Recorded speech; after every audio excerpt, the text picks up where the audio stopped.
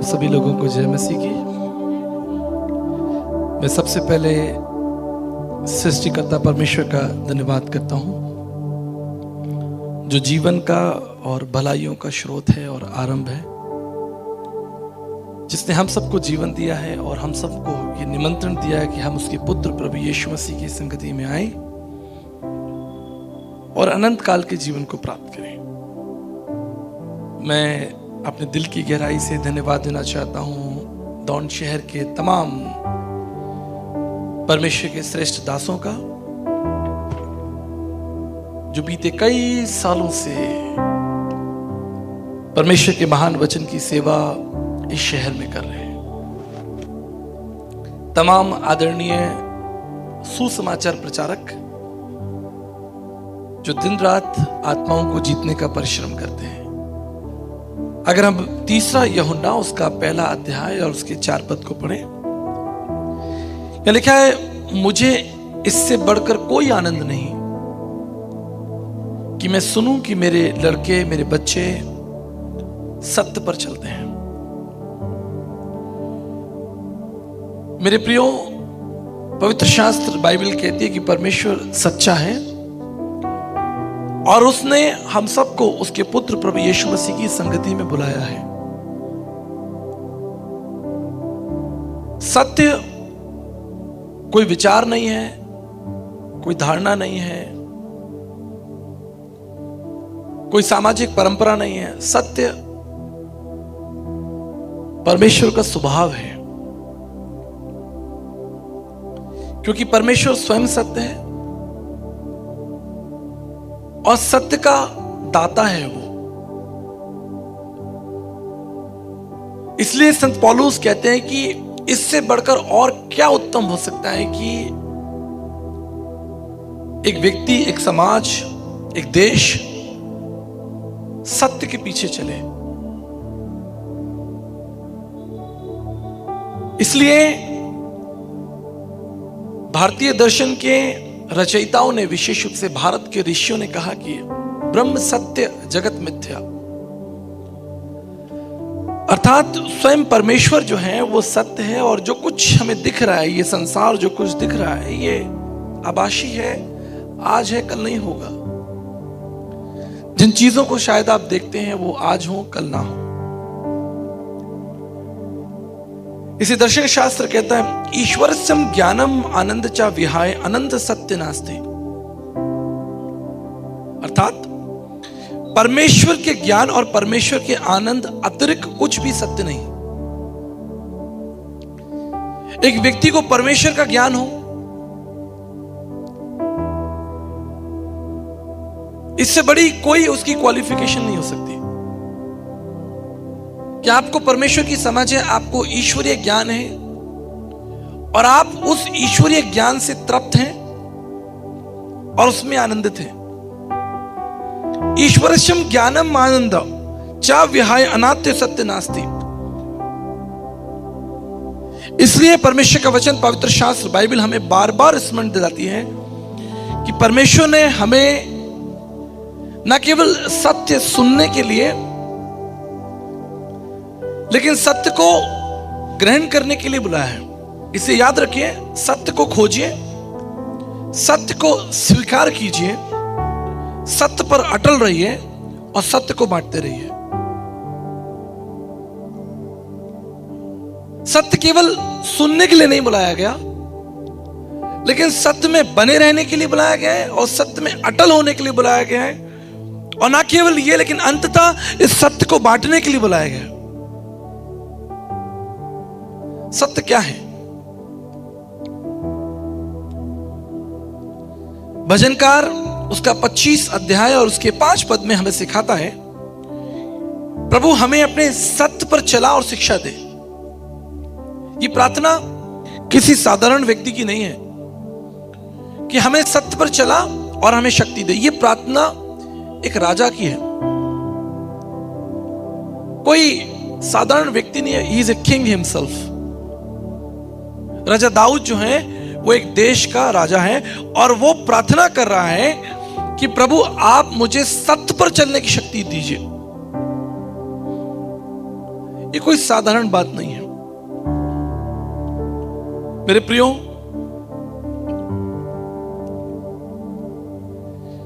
जब आप इस संसार को, विशेष रूप से भौतिक जगत को देखेंगे,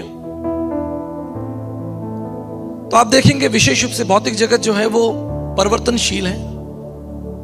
लगातार परिवर्तन हम इस संसार में देख रहे हैं। इसलिए भारत के ऋषियों ने कहा था, ब्रह्म सत्य जगत मिथ्या। जो संसार में आज दिख रहा है वो शायद कल ना हो। आपको संसार बड़ा पद, आपको प्रतिष्ठा देगा, मान सम्मान देगा आपको, लेकिन संभव है कि जब आपकी उम्र 60 साल हो जाए तो जिस ऑफिस में आप पिछले 60 साल से काम कर रहे हैं, 40 साल से काम कर रहे हैं, कल से वो दरवाजे आपके लिए बंद हो जाएं, कहें भैया आप रिटायर्ड हैं, कल से मत आइए। तो जो कुछ संसार से आपको मिलेगा वो आपसे वापस ले लिया जाएगा, चाहे मान सम्मान हो, प्रतिष्ठाएं हो। जो कुछ संसार ने आपको दिया वो आपसे वापस ले लिया जाएगा, या दूसरे शब्दों में कह सकते हैं जो कुछ संसार से आपको मिलेगा सब खो जाएगा, टूट जाएगा, नष्ट हो जाएगा। मैं आपको इसका उदाहरण दे सकता हूं। आप कल्पना कीजिए कि आपको बहुत से लोगों ने आपके जन्मदिन पर उपहार दिए होंगे, आपकी मैरिज एनिवर्सरीज पर आपको उपहार दिए होंगे, कई साल पहले, 10 साल 15 साल पहले। कहां है वो उपहार आज? उसमें से कितने उपहार तो टूट गए, खो गए, नष्ट हो गए। इसलिए आज जो निमंत्रण हमें मिला है ये कोई साधारण निमंत्रण नहीं है। ये निमंत्रण सनातन काल के सत्य को जानना, उसे ग्रहण करना और उसमें अटल रहने का निमंत्रण है। तो सबसे पहले आपको क्या जानना है? आपको सबसे पहले उन विषयों पर मनन लगाना है, चिंतन करना है जो वस्तु आपको दिखाई नहीं दे रही।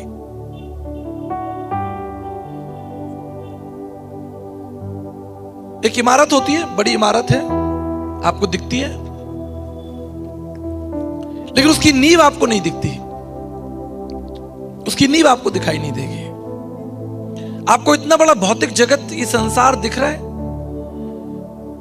लेकिन इसके अंदर जो गुरुत्वाकर्षण है, जो ग्रेविटेशनल फोर्स है, मैग्नेटिक फोर्स है, वो नहीं दिखाई दे रहा, जिसकी वजह से ये पृथ्वी का अस्तित्व है। अगर ये मैग्नेटिक फोर्स ना हो, ग्रेविटेशनल फोर्स ना हो, तो सब अव्यवस्थित हो जाएगा, दिखने वाली चीजें गिर जाएंगी, बिल्डिंग्स गिर जाएंगी। क्यों? क्योंकि जो मैग्नेटिक फोर्स है, जो गुरुत्वाकर्षण है, वो खत्म हो गया। आपके अंदर आत्मा है, मेरे अंदर आत्मा है। कल्पना कीजिए कि अगर हमारे अंदर से आत्मा निकल जाए तो शरीर का क्या लाभ? लोग ले जाएंगे शरीर को, कहेंगे भैया खत्म हो गया आदमी, अब किसी काम का नहीं है, इसे ले जाओ, उसकी पद्धति के अनुसार उसे जला दो या फिर उसे गाड़ दो, जो उसकी पद्धति होगी। इसलिए संत पौलुस क्या कहते हैं कि पृथ्वी की नहीं लेकिन स्वर्गीय बातों पर मन लगाओ, क्योंकि जिन्होंने स्वर्गीय बातों पर मन लगाया है, चिंतन किया है, जिन्होंने स्वर्गीय बातों की तरफ बाट जोई है, उन्होंने सत्य को जान लिया है।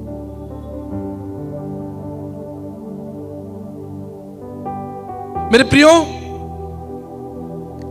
भजनकार कहता है कि मुझे अपने सत्य पर चला और शिक्षा दे।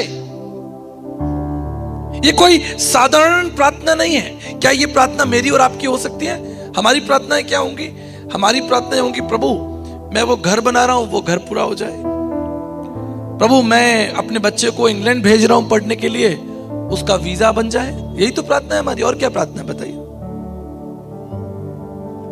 पिछले दिनों मेरी लखनऊ में सभा थी, एक बड़ी सभा थी, 15-20 हजार लोग वहां इकट्ठा थे। एक जवान व्यक्ति मंच पर ऊपर आ गया, बोले आचार्य जी प्रार्थना कीजिए मेरे लिए। मैंने क्या प्रार्थना करें? कह रहा वो मेरे पास मोटरसाइकिल नहीं है, मेरे लिए मोटरसाइकिल के लिए प्रार्थना कर दीजिए। क्या कभी हम दाऊद के समान सोच सकते हैं कि प्रभु आप हमें सत्य पर चलने का अनुशासन दें, सत्य को जानने की शक्ति दे। क्यों? क्योंकि अगर हम ना दिखने वाली वस्तुओं पर मन नहीं लगाएंगे तो जो दिखने वाली वस्तुएं हैं, जो हैं भी आपके पास, वो भी एक दिन नष्ट हो जाएंगी, उसका कोई लाभ नहीं होगा। इसलिए मैं आपको बताना चाहता हूं, आपको इंकरेज करना चाहता हूं कि संसार को बड़े ध्यान से देखिए, अपने आप को देखिए और एक रुचि पैदा कीजिए अपने अंदर, एक ज्ञान पैदा कीजिए, एक शक्ति पैदा कीजिए जिससे आपके अंदर सत्य को जानने की लालसा हो, सत्य पर विश्वास करने की लालसा हो, सत्य में बने रहने की लालसा हो। और सत्य क्या है आप जानते हैं? मैंने अपने जीवन काल में एक लंबा समय अध्ययन में निकाला है। अगर आप मेरे घर आएंगे, आज भी जहां मैं बैठता हूं वहां कम से कम 200 किताबें मेरे आसपास रहती हैं, चाहे वो विज्ञान की हो, केमिस्ट्री की हो, फिजिक्स की हो, स्पेस साइंस की हो, रिलीजन एंड फिलॉसफीज की हो, बायोकेमिस्ट्री हो, कंप्यूटर साइंस हो, और हर विषय में मैं रुचि रखता हूं। लेकिन आज जब मैं इस मंच पर खड़ा हूं, मैं आपको केमिस्ट्री नहीं पढ़ा रहा, फिजिक्स नहीं पढ़ा रहा, मैं आपको बाइबल की शिक्षा दे रहा हूं, क्योंकि मैं जानता हूं ये अटल सत्य है, यही परम सत्य है। परमेश्वर का वचन ही परम सत्य है जिसके द्वारा समस्त जगत अस्तित्व में आया। मैं और आप भी उसके वचन के द्वारा ही अस्तित्व में आए। इसलिए अगर किसी व्यक्ति का संबंध उस परम सत्ता से, उस प्रभु से, उस परमेश्वर से जो जगत का सृष्टा है, जगत का स्वामी है, अगर उस व्यक्ति का संबंध उससे छूट जाए तो वो निश्चित ही नष्ट हो जाएगा।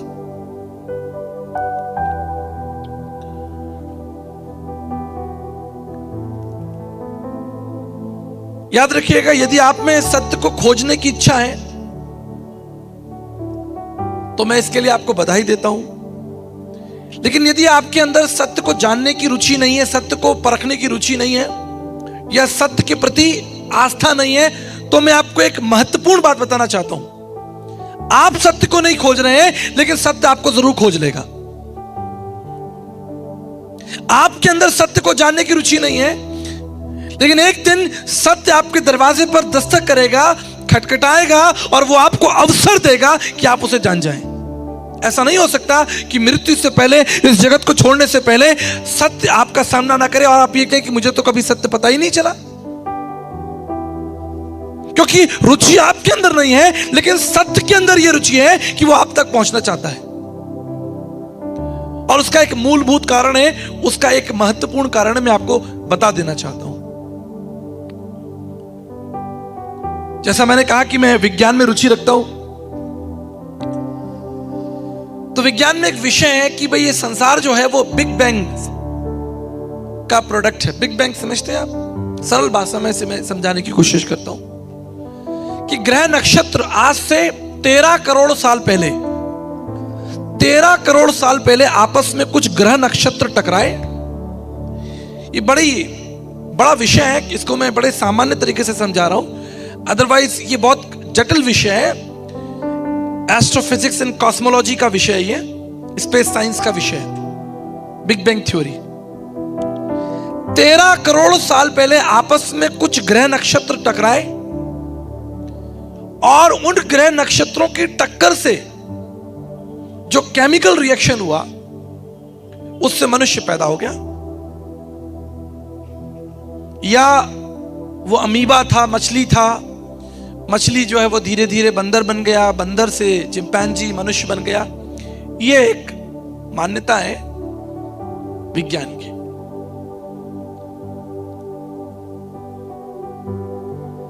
अगर विज्ञान की मान्यता सही है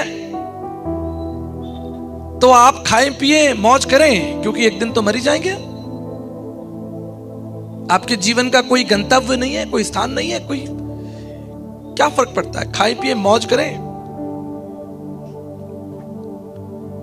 भारतीय दर्शन में चार्वाक दर्शन है। ऋषि चार्वाक ने कहा, यावत जीवत सुखत जीवत ऋण कृत्वा घृत पीवते। खाओ पियो, एंजॉय करो। वो कहते हैं कि घी भी खाओ, घी। यावत जीवत सुखत जीवत ऋण कृत्वा घृत पीवते। अगर इस शरीर को सुख देना है तो कर्जा लेकर भी सुख देना पड़े तो कर्जा लेकर भी इसको सुख दो, इसको सुख दो, इसको आनंद दो, इसको खिलाओ पिलाओ। क्योंकि नास्तिक दर्शन है, भारतीय दर्शन में 6 आस्तिक दर्शन है, 3 नास्तिक है। तो मैं आपको संभावना बता रहा हूं कि नास्तिक ऋषियों ने कहा, भारत के ऋषियों ने कहा, मैं अफगानिस्तान, चाइना और टर्की, फ्रांस की बात नहीं कर रहा, भारत के ऋषियों ने कहा, यावत जीवत सुखत जीवत ऋण कृत्वा घृत पीवते, खाओ पियो मौज करो, कोई ईश्वर नहीं है, बस इस शरीर को सुख रखो, इसको घी पिलाओ, इसको जितना आनंद दे सकते हो। तो अगर चार्वाक दर्शन और विज्ञान सही है, कोई अटल सत्य है नहीं, तो आप जो चाहे कर सकते हैं, करिए, कौन आपको रोकेगा। परंतु यदि परमेश्वर का वचन, पवित्र शास्त्र, बाइबल सही है कि परमेश्वर है जिसने संसार को बनाया, उसने 5 दिन में इस व्यापक सृष्टि की रचना की और 6ठे दिन मनुष्य को बनाया और मनुष्य की सब आवश्यकताओं को बनाया, और वो मनुष्य से प्रेम रखता है, मनुष्य में रुचि रखता है। मैंने कहा ना, हो सकता है कि आप सत्य में रुचि ना रखते हो, लेकिन सत्य आप में रुचि रखता है। आप सत्य को नहीं ढूंढ रहे, कोई बात नहीं, लेकिन सत्य तो आपको ढूंढ ही रहा है ना। वो तो किसी चौराहे पर दरवाजा खटखटाएगा, आपको मिलेगा, कहीं ना कहीं किसी पर्चे के रूप में मिलेगा, किसी किताब के रूप में मिलेगा, किसी गीत के रूप में मिलेगा, किसी परमेश्वर के दास के रूप में मिलेगा, किसी ना किसी रूप में वो आपकी जिंदगी में एक बार जरूर दरवाजा खटखटाएगा। तो परमेश्वर आपको और मुझे एक मौका दे रहा है कि हम उसे आत्मा में समझें और उसमें अटल हो जाएं। ये निमंत्रण है, और निमंत्रण सब जातियों को दिया जाता है, सब समाज को, क्योंकि परमेश्वर तो सबका है। भाई आप विवाह करते हैं तो आप केवल अपनी जाति के लोगों को थोड़ी बुलाते हैं, आप तो अपने अन्य दोस्तों को भी बुलाते हैं, जिनके साथ आप काम करते हैं, बिजनेस करते हैं, जिनके साथ आपकी मित्रता है, संबंध है। तो परमेश्वर का संबंध तो सारी जाति से है, पूरी दुनिया से है, चाइना भी, अफ्रीका भी, Japan, America, Canada, Russia, Turkey. और ये मेरा सौभाग्य रहा कि मैं कम से कम 100 देशों में यात्रा कर चुका हूं, इसलिए मैं इन बातों को अच्छाई से समझता हूं, अच्छे से समझता हूं कि परमेश्वर का निमंत्रण समझी मानव जाति के लिए है। वो ये थोड़ी देखता कि आप भारत के लोग हो, या आप जापान के लोग हो, या रशिया के लोग हो। परमेश्वर ने सारी जगत को, सारे जगत को प्रेम किया। जब मैं जगत की बात कर रहा हूं तो मैं भौतिक स्थानों की बात नहीं कर रहा, ये रेखाएं जो खींच रखी है लोगों ने, देश बना रखे हैं। जगत का मतलब है संपूर्ण मानव जाति, और उसमें आप भी आते हैं। इसलिए इस जगत को समझने का जो सही दृष्टिकोण है वो है परमेश्वर का वचन। यदि आपने परमेश्वर के वचन के अनुसार जगत को नहीं समझा, अपने आप को नहीं समझा, आप कोई केमिकल रिएक्शन नहीं है कि 2 ग्रहों में टक्कर हुई, चट्टानें टूटी और उसमें से कोई चीज निकली और वो आप बन गए। परमेश्वर का वचन, पवित्र शास्त्र, बाइबल कहती है कि परमेश्वर ने मनुष्य को अपनी समानता और अपने स्वरूप में बनाया। वो आपकी चिंता करता है क्योंकि आप परमेश्वर की समानता में हैं। मैं परमेश्वर का धन्यवाद करता हूं, परमेश्वर ने मुझे 2 बेटियां दी हैं और मैं उनसे प्रेम करता हूं। अभी भी जब मैं मार्ग में आ रहा था, उन्हें कुछ जरूरत थी, उन्होंने मुझसे फोन किया, मुझसे बातें की, पापा हमें आपकी जरूरत है। मैंने उनका फोन उठाया, मैंने कहा ठीक है, मैं आपकी बात सुन सकता हूं। अगर आप उन्हें देखें तो आप कहेंगे कि नहीं, बिल्कुल ये आपकी बेटियां हैं, इनकी शक्ल आपसे मिलती है। और मैं उनकी चिंता करता हूं, उनके स्कूल की फीस भरता हूं, उनके लिए भोजन की व्यवस्था करता हूं, सुरक्षा की व्यवस्था करता हूं, उन्हें दिन में कम से कम 5 बार गले लगाता, उन्हें प्यार करता, उनके सर पर हाथ फेरता, कसकर पकड़ता, बार बार पूछता तुम्हारी कोई आवश्यकता है, तुम्हारी कोई जरूरत है, क्योंकि वो मेरी समानता, मेरे स्वरूप में है। सत्य का निमंत्रण, परमेश्वर का निमंत्रण बार बार आपको इसलिए दिया जा रहा है क्योंकि वो परमेश्वर आपकी चिंता करता है और वो परमेश्वर आपके लिए उपाय करना चाहता है। उसकी सुने तो सही। इसलिए भारतीय दर्शन में लिखा है, ईश्वरशम ज्ञानम आनंद च विहाय अनंत सत्य नास्ति। परमेश्वर के ज्ञान, परमेश्वर को जानने से उत्तम इस संसार में कुछ नहीं हो सकता।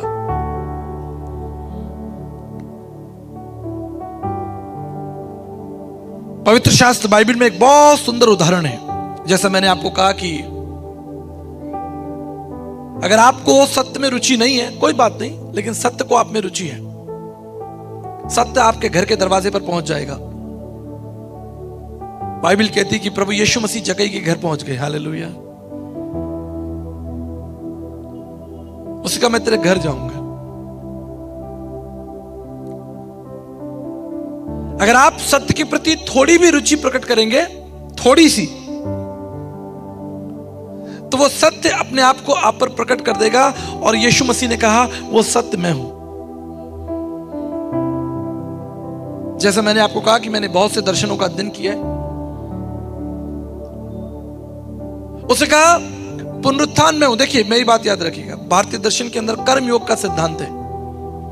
कर्मयोग का सिद्धांत का मतलब है कि एक व्यक्ति जो बता रहा है वो चीज उसके जीवन में है कि नहीं। इससे कई बार धर्म युद्ध हो जाते हैं, सत्य के लिए धर्म युद्ध हो जाते हैं। लोग आपके ऊपर आरोप लगाएंगे, लोग आपकी निंदा करेंगे। जैसे प्रभु यीशु मसीह की निंदा की गई, प्रभु यीशु मसीह पर आरोप लगाए गए, उसे चौराहों पर खड़ा किया, उसे याजकों के फरीसियों के सामने खड़ा होना पड़ा, लेकिन वो अटल था। उसने सत्य कहा था। उसने कहा मैं पुनरुत्थान हूं, तो वो तीसरे दिन मुर्दों में से जी उठा। अटल, मैंने कहा ना आपको, अटल, सत्य अटल है, सत्य टलता नहीं। उसने अपने जीवन भर की सेवा में लोगों को सिखाया कि क्षमा कर दो। अपने अपराधियों को जो तुम्हारे विषय में बोलते हैं, तुम्हारे बारे में गलत बात करते हैं, तुम पर दोष लगाते हैं, उन्हें क्षमा कर दो।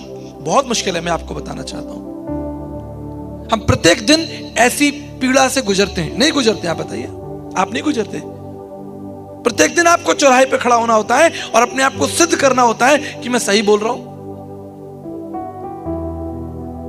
लेकिन एक बात याद रखिएगा, जब आप सत्य के मार्ग में हैं, उस अटल मार्ग में हैं, आप अकेले नहीं हैं, परमेश्वर आपके साथ है। जब यूसुफ को उसके भाइयों ने गड्ढे में डाल दिया, यूसुफ ने उस गड्ढे को स्वीकार नहीं किया, वो उसमें धक्का लगाकर फेंक दिया गया। लेकिन यूसुफ को मालूम था ये मेरा गंतव्य नहीं, मेरी डेस्टिनी नहीं है, this is not my destiny. उसने उस गड्ढे के अंदर भी ईश्वर से प्रार्थना की होगी, जैसे योना नबी ने मछली के पेट में की।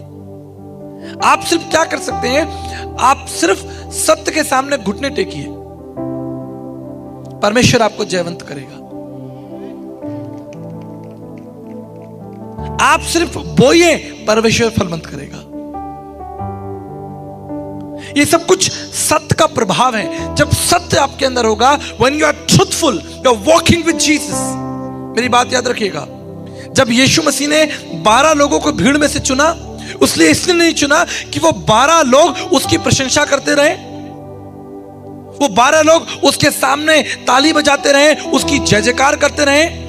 आप जानते हैं उसने 12 लोगों को इसलिए चुना ताकि 12 लोगों को वो सामर्थी बना दे, उनको अपने साथ रखे। When you walk with truthfulness, जब आप सत्य के साथ यात्रा करते हैं, आप सामर्थी हो जाते हैं। जब आप सत्य पर अटल रहते हैं, परमेश्वर आपको दुगना अभिषेक देता है, आपके कार्य क्षेत्र को बढ़ाता है, आपकी योजनाओं को सफल करता है। आप जानते हैं जब हम राजा दाऊद के बारे में बात कर रहे हैं, उसने कई भजन तब लिख दिए थे जब उसकी उम्र केवल 12 साल थी। When David was just 12 year old, केवल 12 साल का था, उसने कई रचनाओं को लिख दिया। कारण एक ही था, उसने परमेश्वर को अपना सत्य स्वीकार कर लिया था। हालेलुया। लेकिन आज संसार में बहुत से लोग हैं जिन्होंने संसार को अपना सत्य बना लिया है, ज्ञान को अपना सत्य बना लिया है, धन को अपना सत्य बना लिया, योग्यताओं को अपना सत्य बना लिया, और उससे अधिक वो और सोचना नहीं चाहते, वो उसमें खुश हैं।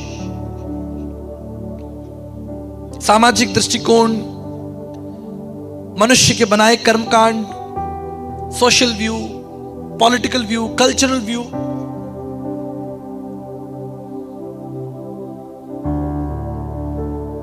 कई वर्षों पहले मेरी पंजाब में एक मीटिंग थी।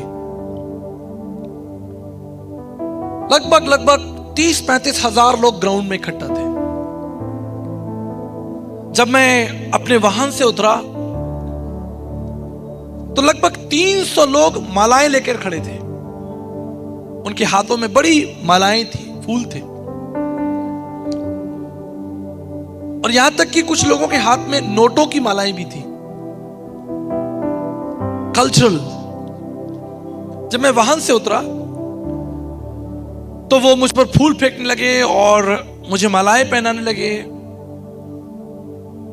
और मैंने उस सभ्यता को, उस कल्चर को स्वीकार कर लिया कि भाई ये इनका कल्चरल ट्रुथ है, कोई हानि नहीं है अगर मैं 500 मालाएं पहनूंगा और 500 लोग मेरे आगे फूल डाल रहे हैं, चल रहे हैं। थोड़ा अटपटा लग रहा था, लेकिन फिर भी मैंने उसे स्वीकार कर लिया, क्योंकि ये कल्चरल, समाज की सभ्यता है। और जब मैं मंच पर आया, मैं आपको सत्य बताना चाहता हूं, परमेश्वर मुझसे बात नहीं कर रहा था। उसने मुझसे कहा कि सारी महिमा आदर तो तुमने ले ली, ये लोग अब तुम्हें सुनना चाहते हैं, इनके दिल में, इनके मनों में मेरे लिए सुनने के लिए कोई स्थान नहीं, ये तुम्हें देख रहे हैं। इसलिए मैं आपको बताना चाहता हूं कि आज जब मैं यहां पर खड़ा हूं, मैं उसका केवल एक दास हूं। आप मेरी वेशभूषा पर, मेरी योग्यताओं पर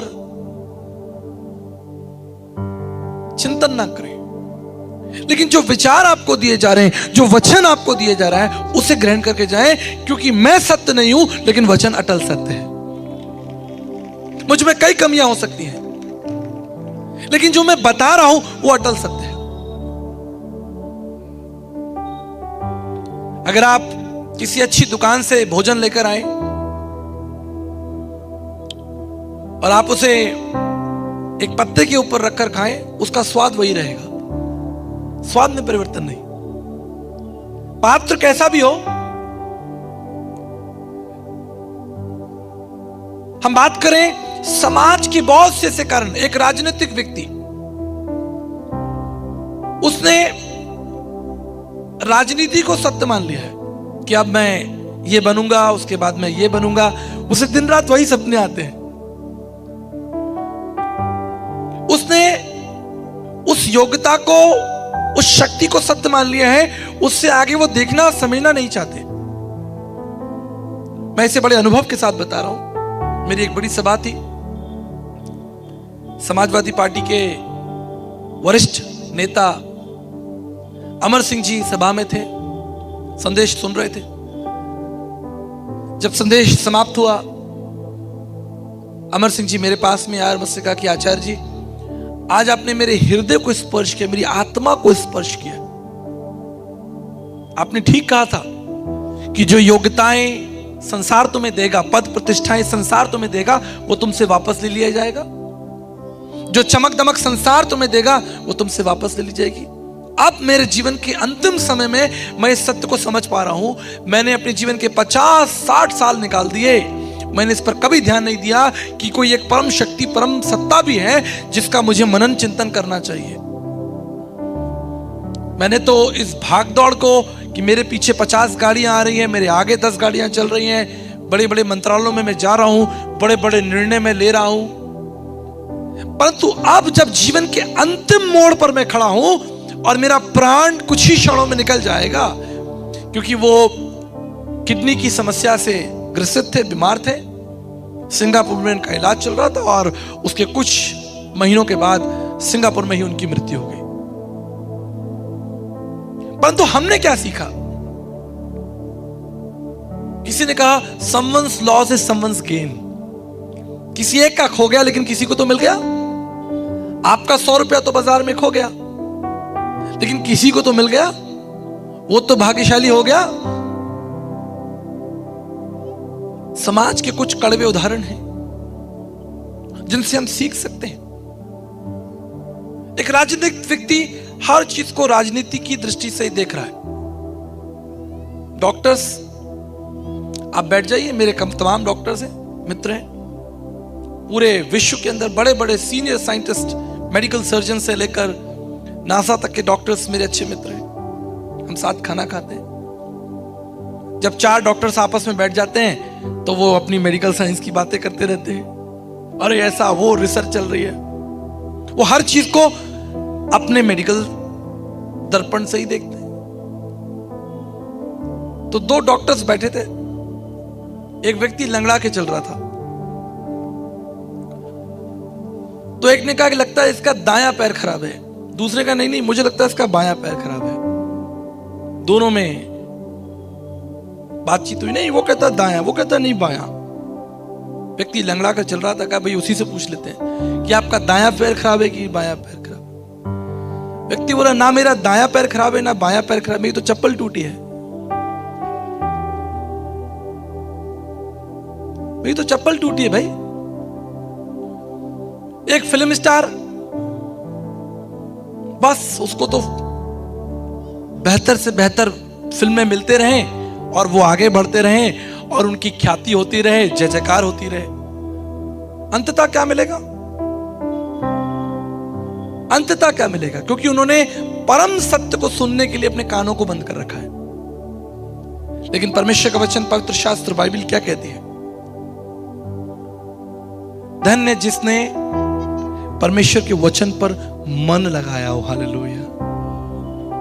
इस भौतिक जगत में, इस संसार में जब चारों ओर चमक है, चारों ओर हजारों प्रकार की आवाज है, थाउजेंड्स ऑफ व्यूज, हजारों प्रकार के स्पष्टीकरण है, यहां तक कि विश्वास को लेकर भी हजारों स्पष्टीकरण है, तब आपको उस सत्य को जानना है और उसको स्वीकार करना है। बड़ा दुर्भाग्य है, बड़ी कठिन परिस्थिति है मसीह समाज के ऊपर भी इस समय कि जी हम समाज का धर्म बदलने की बात कर रहे हैं। मेरी कई सभाएं होती हैं, बड़े नेता अभिनेता, बड़े ऑफिसर्स भी आते हैं। मैं इस बात को बड़े दृढ़ता के साथ कहता हूं, प्रभु यीशु मसीह तो स्वयं यहूदी थे, लेकिन उन्होंने यहूदी सभ्यता का, यहूदी धर्म का कभी प्रचार नहीं किया। He never preached organized religion. He preached peace, forgiveness, love and kingdom of God. उसने प्रेम, दया और परमेश्वर के राज और शांति के बारे में बात की।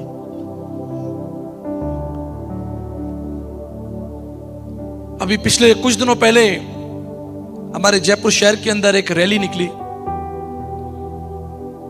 समलैंगिक लोग, आप समझते हैं समलैंगिक लोग, पुरुष पुरुष के संग विवाह कर रहा है, स्त्री स्त्री के साथ विवाह कर रही है, और ऐसे समलैंगिक लोगों ने बड़ी बड़ी रैलियां, हमारे जयपुर शहर के अंदर बड़ी रैली निकली। तो मैं प्रार्थना में बैठ गया, मैंने कहा प्रभु देखिए कैसा दुर्भाग्य होगा कि कोई लड़का आकर अपने पिताजी से कहे कि पिताजी मैं दीपक से शादी करना चाहता हूं, पिताजी मैं अपने दोस्त राजू से शादी करना चाहता हूं। कैसा भारी दुर्भाग्य होगा। पिताजी का तो हार्ट फेल हो जाएगा, उसको तो चक्कर आ जाएंगे। या कोई लड़की, जवान लड़की, स्त्री ये कहे कि मैं अपनी दोस्त से विवाह करना चाहती हूं, एक लड़की से विवाह करना चाहती हूं। कैसा भारी दुर्भाग्य होगा हमारे समाज का। कम से कम हम मसीही लोग परमेश्वर के प्रेम और दया का तो प्रचार कर रहे हैं। आस्तिक दर्शन अर्थात परमेश्वर की उपस्थिति, परमेश्वर के प्रेम और दया के बारे में बात कर रहे हैं। लेकिन तैयार हो जाइए, एक समय आएगा जब लोग पूर्ण रूप से बदल जाएंगे, तब आप क्या करेंगे? आपके हाथों में कुछ नहीं, बालू को पकड़ने के समान होगा। हमारे रेगिस्तान में हम बालू मिट्टी को पकड़ते हैं, हाथ में नहीं ठहरती। आप कितना भी उसे पकड़े वो हाथ में से निकल जाती है, हमारे रेगिस्तान की मिट्टी। ये समय निकल चुका होगा। अब आपके अंदर वो शक्ति, वो ऊर्जा नहीं होगी कि आप चीजों को ठीक कर पाए। अमर सिंह जी ने मुझसे कहा, अब मुझे क्या करना चाहिए, मैं क्या करूं, उस जीवन के लिए मैं क्या करूं। मैंने अपने जीवन के 55-60 साल राजनीति को दे दिए। मैंने राजनीति को धर्म मान लिया, सत्य मान लिया। और आज जब मैं संसार से जा रहा हूं, एक भय मेरे सामने, एक डर मेरे सामने कि कल मेरा क्या होगा, मेरा प्राण, मेरा आत्मा कहां निकलेगा। ये बात उन्होंने मुझसे अपने मुंह से कही। क्या विकल्प था हमारे पास सिवाय इसके कि हम उनको प्रभु का वचन दें और उनके लिए प्रार्थना करें? कोई विकल्प नहीं था। ये संसार, ये भौतिक जगत, ये योग्यताएं, ये धन संपत्ति, ये सत्य नहीं है, ये आभासी है, ये मृच्छका है जो दूर से आपको सही लगेगी, अच्छी लगेगी, लेकिन जब आप पास जाएंगे आप कहेंगे इसमें कोई रस नहीं है, इसमें कोई मिठास नहीं है, इसमें कोई जीवन नहीं, इसमें कोई आनंद नहीं है। आप रसगुल्ला खाते हैं, अपने मुंह में थोड़ी देर का स्वाद होता है, मुश्किल से 10 सेकंड का, 15 सेकंड का, जितनी देर आप उसे मुंह में रखेंगे या चबाएंगे, उसके बाद जब आप उसे खा लेंगे और थोड़ा सा पानी पी लेंगे, स्वाद खत्म हो गया।